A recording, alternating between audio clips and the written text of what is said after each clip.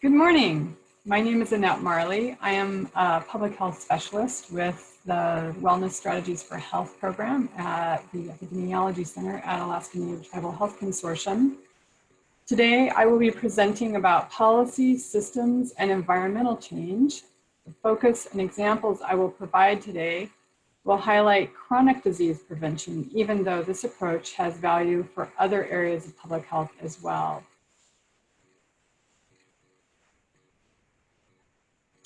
First, I'll introduce myself. I was raised in Homer, Alaska, at the tip of the Kenai Peninsula, where my father started the first dental clinic many years ago. If the weather allowed, this was the view I saw every day growing up. Homer, or Tugekt, or at the water, as called by the Dena'ina, is on the borderland of the Dena'ina and Sukliak people. I am currently located now in Anchorage, Alaska, the homeland of the Dena'ina. The purpose of my presentation today is to promote policy systems and environmental change, or PSE, as the approach we are taking with our efforts to reduce chronic disease among Alaska Native people. I also want to offer some examples of these changes, many of which have already been done in Alaska. Finally, I want to inspire you to think about ways you can create PSE change that works in your community or region.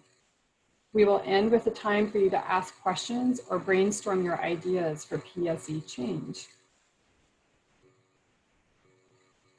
Chronic disease is becoming more of a public health issue across the world in the last few decades, and Alaska Native people are also experiencing these diseases. Specifically, the CDC GWIC funding is focused on preventing obesity, tobacco use, type 2 diabetes, heart disease, and stroke among Alaska Native and American Indian people.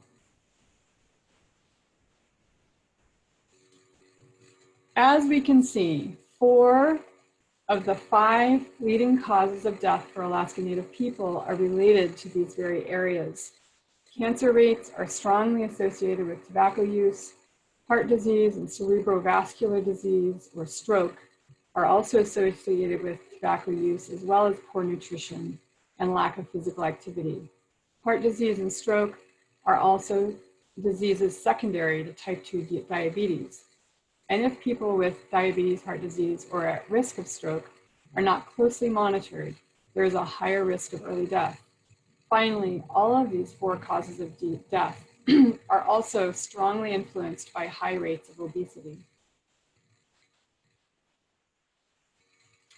One of the best ways that these diseases can be prevented is through healthy behaviors, namely getting adequate physical activity on a daily basis, with a big focus on walking or using or biking or using walking as a form of transportation to school, to the bus stop, or to the grocery store. Also, eating nutritious food and breastfeeding, exclusively the first 6 months, and then in combination with complementary foods until the first year of a baby's life. Breastfed babies are less likely to experience obesity later in life. And not using tobacco. These are the upriver behaviors, or primary prevention activities to avoid getting these diseases.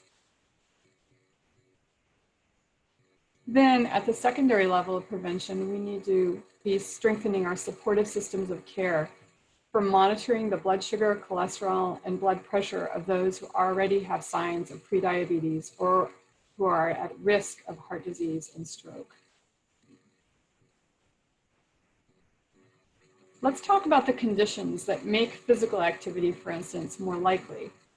What are the external conditions that make it more likely that someone will incorporate physical activity into their everyday lives? How about walking to school? I'm going to pause while you think this through for a minute and write any answers you might have in the chat box or ideas you have about what those conditions might be. So I'm just going to pause for a minute and see what ideas you have for what makes it more likely that someone will incorporate physical activity into their daily lives. Great. So Connie Pavlov says safe places to walk. Tracy Gregg says walking paths. Great. Jane says lighting and traffic controls.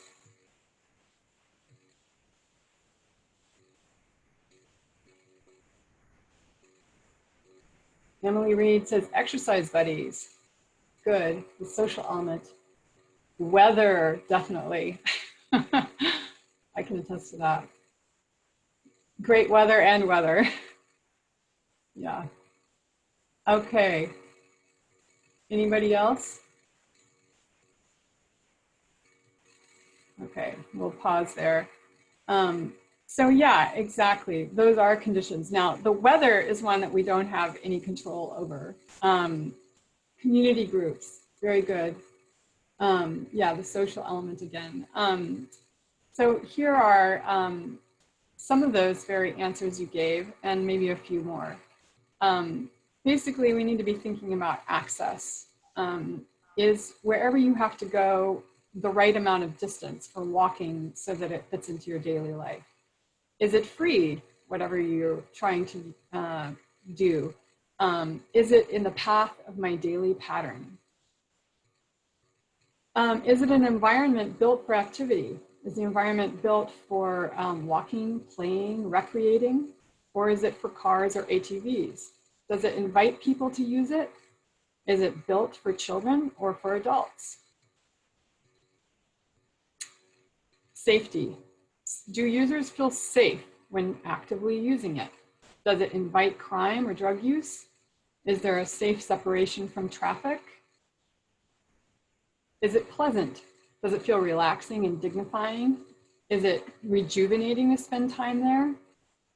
Sometimes green spaces are like that for people, where they actually want to go and spend time there. Does it incorporate natural elements into the design? Is it social, which several of you mentioned? Does it provide opportunities for social connection? Does it fit or promote local culture? Is it part of my daily life? Can using it be part of my daily routine and work life? And is it for a particular age or all ages? Few barriers. Is there some kind of additional barrier to using it? For instance, when it snows here in Anchorage and there's a bunch of snow on the sidewalks, it's very difficult to use them. So that's a barrier. So let's take the desired behavior of eating healthy food. What are the conditions that make it more likely for a family to eat healthy food? And let's pause again and see what kind of ideas you have for that.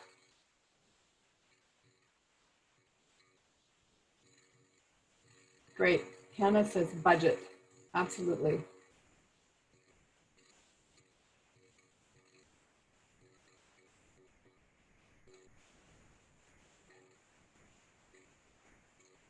Tracy Gregg says access. Yes. Hannah says location, living in a food desert.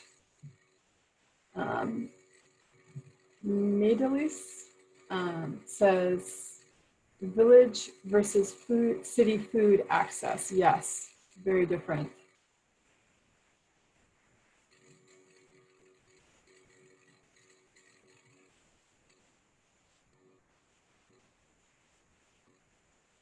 Anybody else?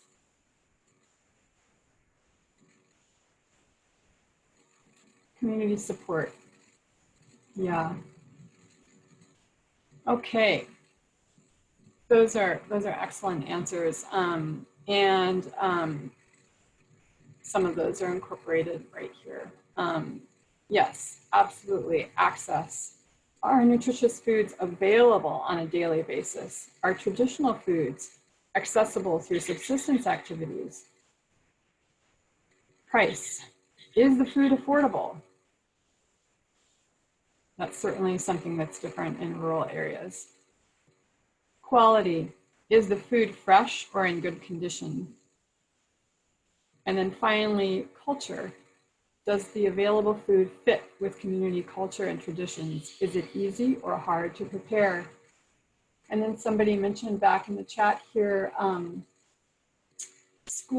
Jane mentioned school and community gardens to make veggies more fun. Great. There are different theories of behavior change and the policy systems and environmental approach, or PSE, is rooted in the ecological framework of health behavior. This diagram shows the individual is not an isolated being down here, but rather one that is intimately connected with all of these realms in these outer layers. And that it's not just the individual as an isolated being who has to make up his or her mind to eat better or exercise more, that in fact it's other influences on his or her behavior. It depicts the individual as deeply connected with these realms, and at the individual level, we might help increase a person's knowledge about a certain health behavior and the benefits of doing such, then move outward to the person's interpersonal relationships with family, friends, and social networks, and their influence on that individual. Next, we have the organizational level, like maybe the person's church, workplace, or school. And in the next layer, we go even wider to that person's wider community and the connections between organizations, like an agreement between the tribal health organization and the school district, for instance. Finally, at the outer layer in the model, we have the big and encompassing influences of policy decisions through legislation at the local, state, or federal level, impacting everything from individual income to subsistence rights. So individual education only happens at the individual level, whereas policy systems and environmental changes can happen at any level outside of the individual realm in the ecological framework of health.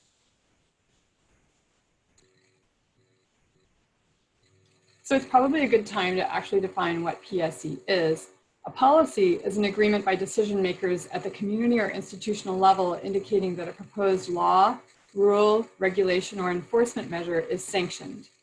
It usually takes the form of a written and signed document outlining exactly what the policy is that's being endorsed. Examples of policies that impact health include a city or tribal council ordinance, a state or federal law, a board policy, a regulatory policy, an organizational resolution, an operational policy, etc. We should pause and recognize that some of these policy changes require a kind of advocacy called lobbying, or trying to influence either lawmakers or voters to vote one way or another on an issue, like say a local ordinance or a state law. You won't be able to do this with a subaward of CDC grant funding, but if you decide to move forward with such an endeavor, you can fund lobbying activities with another non-governmental line of funding that allows for that, even if it's a small portion of a position. With mindful tracking, this is possible if you want to pursue this kind of change. An example of a health policy is the statewide smoke-free air law passed by the Alaska State Legislature and signed into law by Governor Walker in 2018. A system change is a change, which is the S of PSE, is a change in a process, protocol, standard, or code of an institution or organization. Often systems change involves the who, what, and how of implementing a policy. Systems examples include operational or financial procedures for an organization, the scheduling of events, meetings, services with participants' other obligations and rhythms in mind, provider protocols of communication, and protocols of interactions between organizations. This could take the form of an MOA, for instance, between organizations. Fitting the services and offerings with culture. This could mean not scheduling meetings during subsistence season or giving special consideration to elders. An example of a systems change is how schools are including fish on the school menu at public school lunch programs. This is a collaboration between commercial fishermen and fish processors, the school district, and local nonprofits. The addition of wild local fish to public school menus is a significant step toward promoting healthy diets of school children, not all of whom have access to eat fish at home. And this is a picture from Sick Kids Fish to Schools program. Now let's define the E, or environment, of PSE. An environment is a physical space, a structure, an economic circumstance, or an influencing message surrounding a population. In brief, it is the external features or ambient conditions around an individual or population. The environment encompasses actually a lot of territory. It is the air we breathe and the water we drink. This is the most basic example of an environmental change, and we see this in whether tobacco smoke is in the air we breathe. So when we decide a certain place will be smoke-free, we are literally protecting the air that people breathe. On another level, however, we are creating a strong message of modeling healthy behavior as well, which has its own beneficial influence. If children don't see anyone smoking at a playground, or patients never see healthcare workers smoking on a hospital campus, it sends an important message that smoking is not the norm. These messages are part of the environment around us. Environmental change includes physical structures like a basketball court, sidewalks, trails, attractive natural spaces, playgrounds to make physical activity more of an option, or it could be the location of a grocery store, which may determine whether people can easily access healthy foods. It includes the pricing of a consumable good or service like food, as was mentioned before, tobacco, gym fees, as the price influences whether a person can afford the product or service, and whether the product is beneficial or not to health. For instance, if cigarettes are priced high, people are less likely to buy them. We know that. If a gym fee is affordable, people are more likely to purchase it. We know that when tobacco is priced high, I already mentioned that. On the other hand, when healthy foods or water are affordably priced, we know that people are more likely to buy them. The environment also includes what we put into the environment with advertising and into the virtual environment with social media campaigns like this Play Every Day ad. I was fortunate enough to work in tobacco prevention in Alaska between 1995 and 2006 because it offered an opportunity to really see how evidence-based PSE change can contribute to public health. When the Surgeon General came out with the warning of the dangers of smoking in 1964, before I was born, there was a long period of time when individual education prevailed as the approach to smoking, to preventing smoking. Individual education could involve handing a patient a brochure about the dangers of smoking, or maybe it would be an educated physician counseling a patient to quit smoking. The theory was that if we just told smokers to not smoke and gave them the skills to do so, they would quit. So the rates started to go down as of the Surgeon General's warning, but a couple decades later, organizations and governments decided to take a comprehensive PSE approach, and the rates started to go down even more.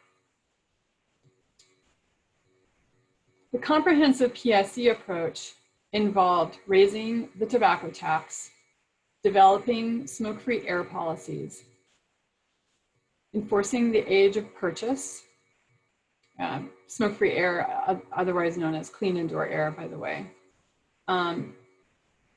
implementing comprehensive programs in the educational setting, and pushing back on the tobacco industry's marketing of cigarettes with a hard-hitting counter-marketing campaign.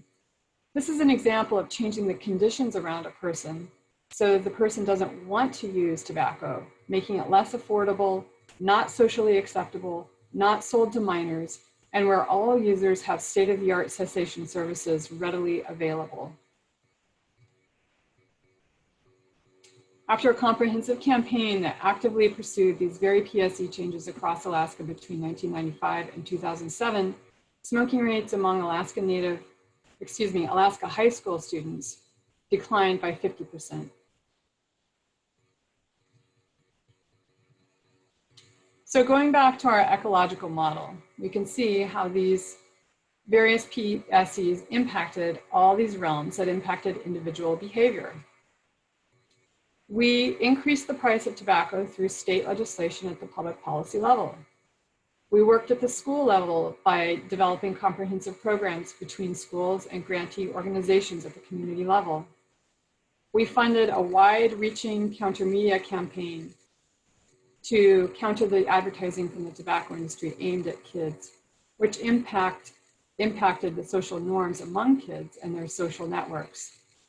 We passed numerous clean indoor air or smoke-free air laws at the local level and most recently at the statewide level, both in the public policy realm and, both in the public policy realm, both municipal and statewide. We worked with law enforcement and nonprofits to ensure that underage children weren't purchasing tobacco.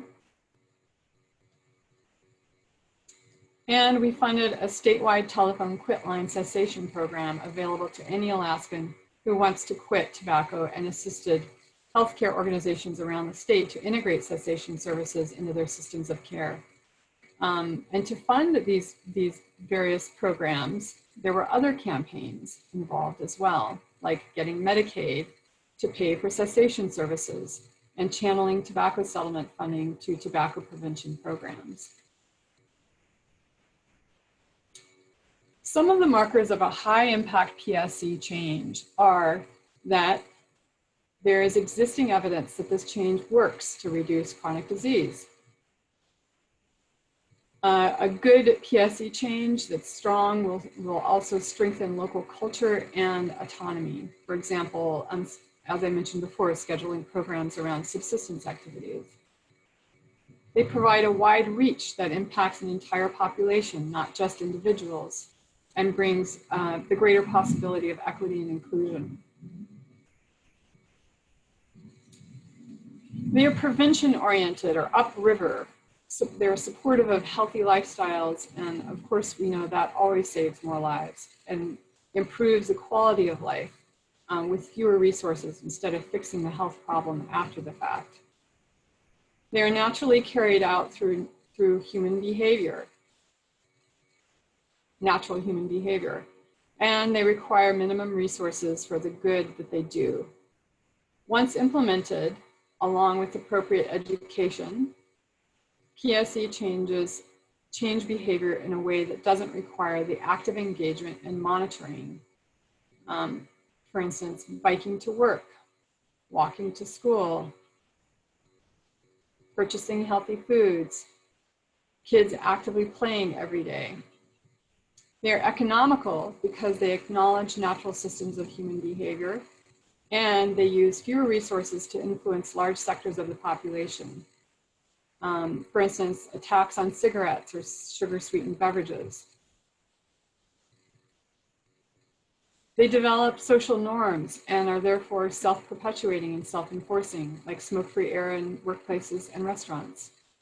They are sustainable because they are long-lasting policies, or they are changes that are embedded into an existing institution or system, or they are physical changes to the environment. If funding is necessary for sustainability, they are funded for the long term.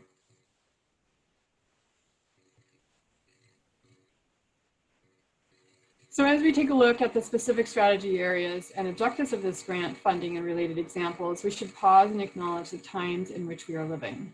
As we face the current pandemic, our first priority is keeping everyone safe, which means your proposed areas of work will need to minimize people's risk of exposing themselves to COVID-19. These precautions and new ways of doing things need to be planned for an undefined amount of time. This virus could be here for a while, so please think in terms of years of planning with these precautions in place. Web-based options are a good option in many cases, but keep in mind for those who are low income, whether they have adequate internet and phone access to participate in a virtual offering.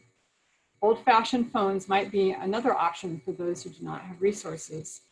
Of course, all projects need to include social distancing, face coverings when indoors, or when you're unable to maintain social distance, of course, and minimizing indoor time with others. Outdoor options are a venue to consider for some objectives, as it appears transmission of the virus is much less likely in that realm. Special care needs to be taken to protect those most vulnerable to the virus, namely elders and the health compromised. And finally, we must take into account the mental health toll the pandemic is taking on the population and weigh the priorities of our project with this in mind. In the next part of the presentation, I will be offering some examples of projects with some images of and references to indoor spaces and people not social distancing or wearing masks. But these are images from the pre-COVID era, so I trust you'll know to adapt accordingly. So with that said, let's return to the 4 strategies of the GWIC funding, which is to prevent obesity, tobacco use, diabetes, type 2 diabetes, and heart disease and stroke. If you choose to work on obesity prevention, you might choose to pursue increasing people's access to healthy foods by implementing a healthy foods policy on campus or in other organizations and their related operations and functions. You might think about a traditional foods protocol whereby harvested foods can be donated to organizational meal services like Head Start. Perhaps you could work with a network of grocery store owners in your region to form agreements to increase the visibility of healthy foods in their stores. Or you could set up a traditional food bank like the one in Sitka, where traditional foods are donated, organized, and stored, and then provided to elders or those who are unable to harvest their own foods. You could also consider setting up a fresh produce subscription service with local organizations. You could work with your maternal and child health department to develop a community-based breastfeeding support group. You also might want to look at your region's school wellness plans for nutritional standards for school breakfasts and lunches and the physical activity being offered there. Sometimes these plans exist, but are not being implemented. It may require troubleshooting the reasons why implementation is challenging and make a plan to overcome those barriers. Or if you live in a region with the right environment, establish a community garden like this one in Tyonek. You could develop a baby cafe support group for breastfeeding mothers staffed by trained lactation consultants. If you want to pursue the objective of increasing daily physical activity under the strategy of obesity prevention, you could provide worksite incentives and promote employees to go to the gym, to work, or to take the stairs. You could provide environmental supports for walking and biking, including planning and signage on trails, paths, establishing a bike rack or locked parking cage for bikers to safely park their bikes at work. Or you could work with local organizations to create a walking school bus so that students can safely walk from home to school with other students and an adult. You could convince your leadership to hire an exercise coordinator or incorporate exercise therapy into the duties of another position to become a member of a team-based care for patients at risk of chronic disease. You could improve public transportation connections and business zoning so that workers and shoppers are more likely to walk to bus stops and do errands by walking. You could partner with local schools to develop after-school fitness opportunities. Or you could work with your local partners in developing a community walking group.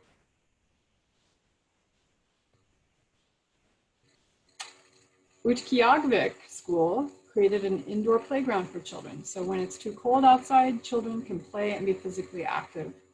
Playgrounds are a great way that the physical environment can invite children to be active.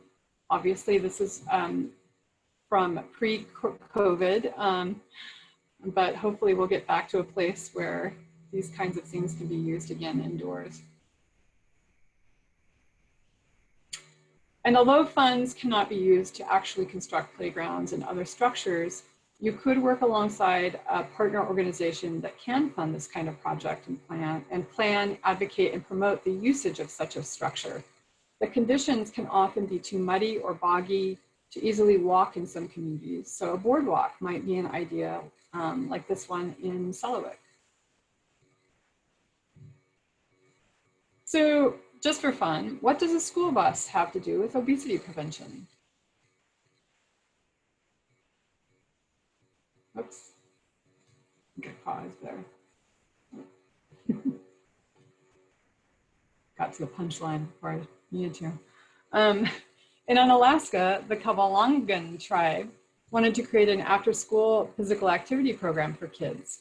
The program was well-staffed, had the endorsement of the principal, and included a nutritious snack. However, they knew that they wouldn't have as many students attend if they relied on parents coming to pick them up. So they made a systems change in the bus schedule so that there was another later pickup time for students who wanted to stay for the after-school program. Along with the elements of a great program, the change in bus schedule allowed for more children to eat a nutritious snack and be physically active, both of which are objectives of the obesity prevention strategy. While program staff had hoped for 6 to 10 students to participate in the sessions, due to all of these elements of a great program, they ended up with more than 30 students in each session. You also might be interested in working on the strategy of tobacco use prevention. As discussed earlier, much has been done with PSEs to reduce tobacco use in Alaska to date, including the recent passage of a statewide clean indoor air law, keeping people safe from exposure to secondhand smoke in indoor areas and workplaces. But there is more work to be done. Specifically, tobacco-free policies can be expanded to include no use of tobacco on tribal health organization campuses at all. That means no smoke shacks or designated smoking areas. And there is more work to be done in the area of helping people to quit using tobacco, creating a proactive system where every patient is screened for tobacco use at every encounter with a healthcare provider, and for those who want to quit, being automatically and immediately referred to a high-quality cessation program that includes follow-up care. If a tribal health organization doesn't have a cessation program in place, they can systematically refer tobacco user patients to the statewide quit line. Also, the statewide law does not include playgrounds or outdoor public events currently. This is an area that could be expanded with the local policy and reinforced through posting signage in these locations. Finally, we have the strategy area of developing community clinical linkages. As with developing systemic tobacco cessation services, there is also a need for systematically screening, referring, and caring for those who are at risk of heart disease, stroke, or type 2 diabetes. More opportunities could be made available through patient interactions or at community events to enhance self-monitoring and supportive care. This kind of screening could happen in an annual THO health fair with referrals made on the spot for those who meet the criteria. A THO could link with partners and sponsor annual heart healthy community events, like a basketball tournament, making screening and education available. A THO could start the process of becoming a CDC-approved diabetes prevention program while serving pre-diabetic people in the region. Or if they don't have a program in place, they could systematically screen and refer patients to the state-funded OMADA program, which is an online offering, or Inquisa Health, which is through the phone. Your THO could pilot a team-based model of care to manage at-risk patients that extends into the patient's community and involves support for nutrition, physical activity, and regular self-monitoring. We know when teams of physicians, nutritionists, physical fitness experts, and patient navigators are proactively involved in a patient's care, success in prevention and treatment is more likely. So now that we've looked at some examples of projects that could be done to fulfill the strategies and objectives of this grant, you will have an opportunity to think through what the priorities are in your area. There is a simple set of questions to help you do this in the toolkit attached to the RFA. It's important to look at the evidence that your idea will be a PSE that works. So again, look at the toolkit we have attached with the RFA to dig into the evidence for this kind of activity. Then, see what others have done in this area around the state. And if you have questions about that, we can try and help connect you with those folks. We already have some examples of people doing successful PSE changes and hope to gain even more. Look at the health priorities of your community and talk with your partners about what PSEs would work in your community. And finally, think outside the box and don't let what's already been done by others be the only way to do things in your particular organization or community. Every institution and community is different, and what works in one may not be appropriate in another. I presented just some of the examples of PSE changes that aim to reduce chronic disease, but they are not the only ones, like I mentioned.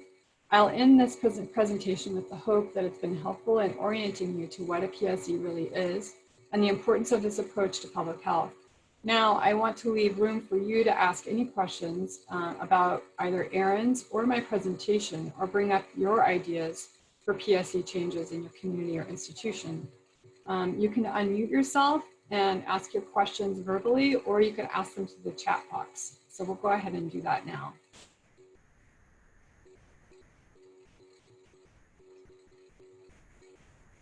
Great. Thanks, Annette. While folks are either typing or unmuting themselves, I did want to just mention that there were a few comments in the chat while you were talking related to places that have already, passed tobacco taxes and have not yet seen a corresponding drop in tobacco use.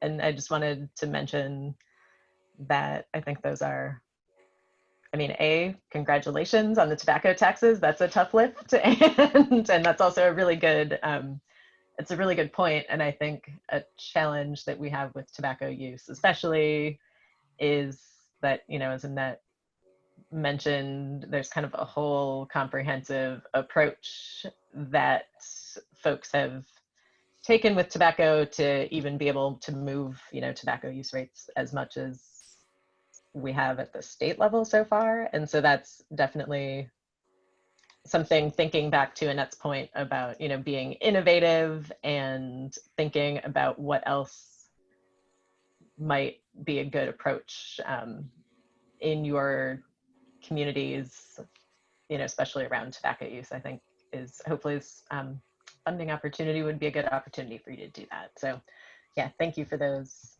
comments.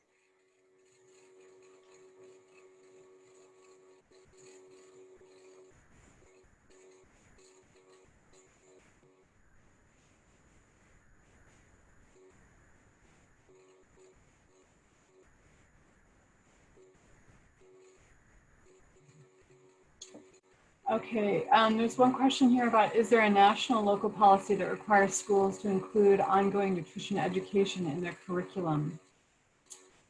I'm not so sure about that. Marissa, are you aware of that? I think Erin actually put a response in there about if they participate in the National School Lunch Program, they do need to adopt a school wellness policies that include a nutrition promotion and education component. Right. And I think you know, really the question is, even if that policy is in place, is it actually being implemented? And that would be the thing to really look at.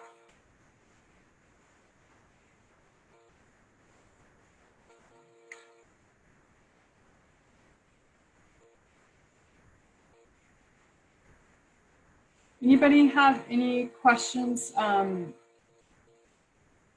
about, yeah, the application or ideas you might have for your region or community?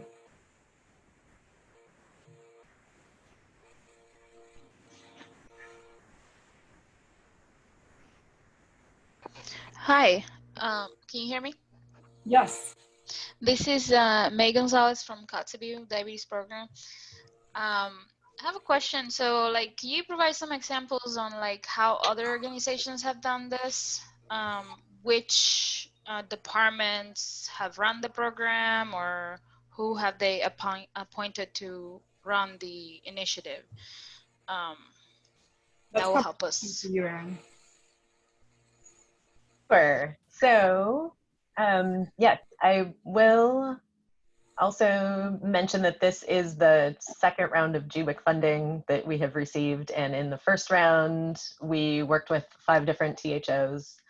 And everyone did it a little bit differently depending on what, you know, strategy they were focusing on and sort of what the focus of their work was. So I would encourage you to think about that. You know, and I think the key thing is that I'd want to emphasize is that the more you can think through, you know, kind of what strategy you want to work on, what changes you might want to try to make, and who in your organization would need to be involved in making those changes. And the more you can get those folks involved as you're putting together your application and, you know, make sure that they have the time to be able to work on the project as it moves forward, the more successful I think you're going to be. And then the other piece I would mention is also just making sure that you have leadership support in your organization for,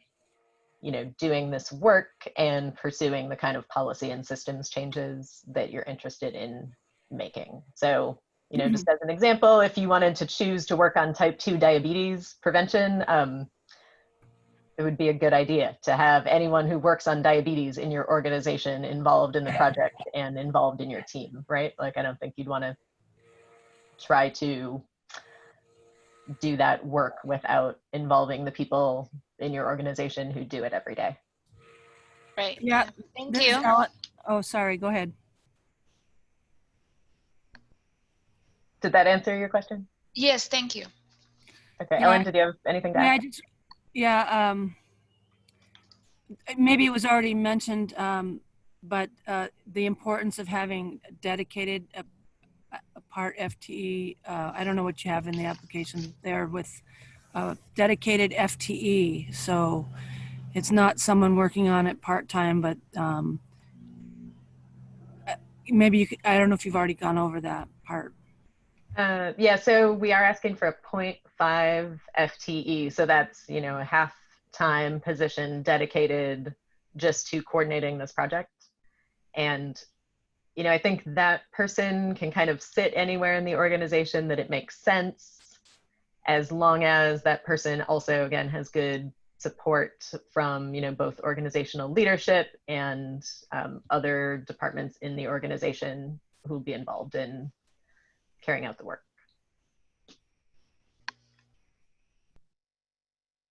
And that 0.5 FTE should be one person, not broken up amongst numerous people. Yeah, good point. Thanks, Ellen.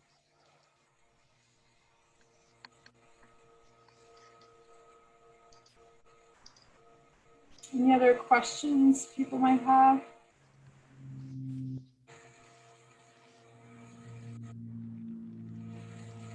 Well, we are always available. I will provide contact information on the last slide here for any questions that anybody has about the application process or your ideas that you want to put forward, that you want to work on. And Erin, are we going to have a follow-up availability, office hours availability at some point? So at this point, we don't have anything scheduled.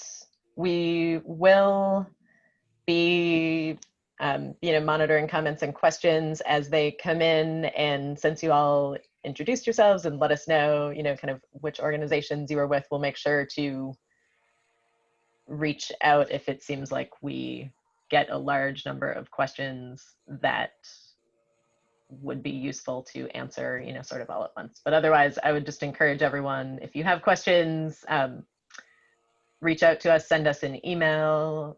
My phone number is listed in the request for applications and also, at the end of this presentation. So definitely, as you are starting to work on the application, if questions come up, we are more than happy to answer them and share that information back with everyone. So thank you, everyone.